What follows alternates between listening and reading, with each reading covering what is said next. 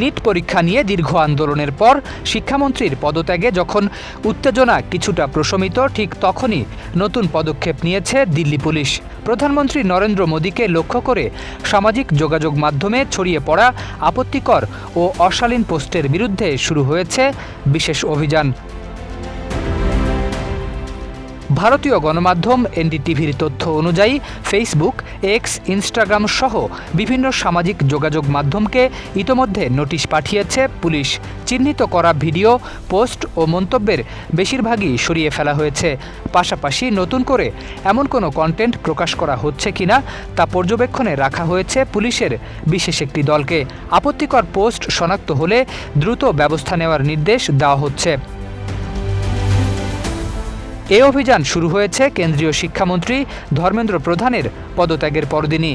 তার পদত্যাগের মধ্য দিয়ে 1 মাসের বেশি সময় ধরে চলা নিট আন্দোলনের অবসান ঘটে।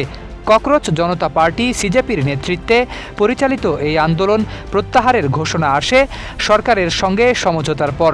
আন্দোলনকারীদের দাবি, শিক্ষামন্ত্রীর পদত্যাগ ছাড়াও তাদের আরও 2টি গুরুত্বপূর্ণ দাবি মেনে নেওয়াই এই সিদ্ধান্ত নেওয়া হয়েছে। তবে আন্দোলন প্রত্যাহারের পরও নতুন কয়েকটি দাবি তোলে সিজেপি।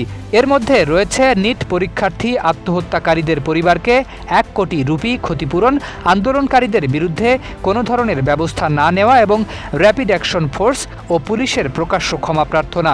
দিল্লির কনস্টিটিউশন ক্লাবে সংবাদ সম্মেলনে সিজেপির প্রধান মুখপাত্র সৌরভ দাস বলেন, সরকারের সঙ্গে হওয়া সমঝোতা নির্ধারিত সময়ের মধ্যে বাস্তবায়নের প্রত্যাশায় তারা আন্দোলন প্রত্যাহার করেছেন। সিজেপির দাবি, সরকার আত্মহত্যাকারী পরীক্ষার্থীদের পরিবারকে ক্ষতিপূরণ দিতে এবং আন্দোলনকারী ও সংগঠকদের বিরুদ্ধে দায়ের করা মামলাগুলো প্রত্যাহারে নীতিগতভাবে সম্মত হয়েছে। ভবিষ্যতেও তাদের বিরুদ্ধে নতুন কোনো মামলা না দেওয়ার বিষয়েও সমঝোতা হয়েছে বলে দাবি সংগঠনটির। তবে প্রধানমন্ত্রী নরেন্দ্র মোদীকে নিয়ে আপত্তিকর পোস্টের বিরুদ্ধে দিল্লি পুলিশের চলমান অভিযানের বিষয়ে এখন পর্যন্ত কোনো মন্তব্য করেনি সিজেপি।